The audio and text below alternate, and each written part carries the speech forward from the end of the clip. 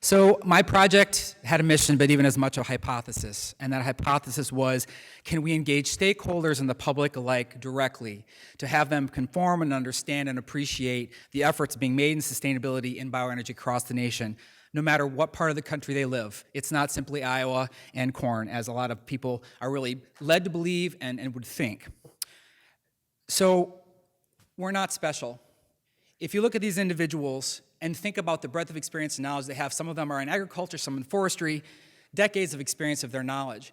We are special, though, because we have a very refined understanding of how to express science. 25 destinations, nearly 100 interviews, 100 pages of transcript. How can we convey this to the public in a format they can see themselves and their communities?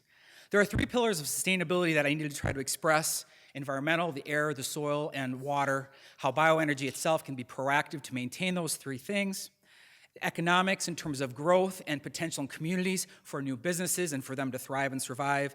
And lastly, social. Literally communities where people want to live, they want their families, and they want to die there. Over their entire lives, they commit themselves to that.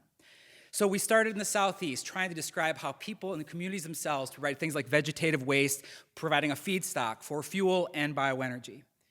Supply chain jobs right from the beginning all the way to the end, from the beginning, development, distribution, and lastly, the fact that there's landfill present right there in their communities that eventually could be used for fuels. Very inspiring for the public in Vero Beach, Florida. In the Northeast, using willows as a means of remediation, a Superfund site, Lake Onondaga, that had been poisoned by toxic salts to certain levels, using willows for bioenergy and remediation, multifunctional, as well as residual forestry products being left in the woods to decompose. Instead of that, they chip them and are able to produce power and hopefully someday liquid fuels as well. So showing the Northeast how they can be connected. The Northwest, how you can take the pulp and paper mills that have existed for years that are now going to be dying and have different sources to provide feedstock for bioenergy. Efficiency being an incredibly important topic, how you move feedstock that's less dense than fossil fuels, how you can produce product that's affordable to try to save capital costs and actually have people afford to produce these fuels and energy.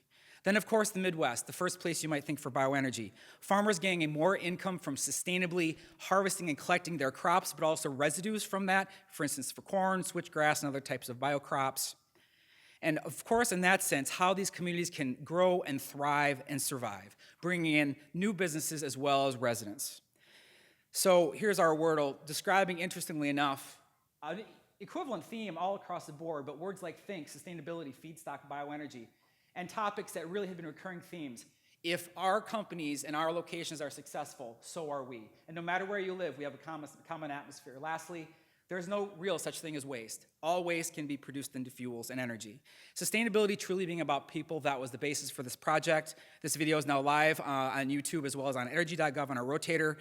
The introductory film is about 20 minutes. We'll have several dozen other products on their way trying to communicate these aspects. Please check us out at the Bioenergy website online, EERE/bioenergy. And from that point also, just trying to express the fact that we are truly connected in energy. Thank you, AAAS, for this opportunity. Thank you, Bioenergy Office. Thanks for your attention.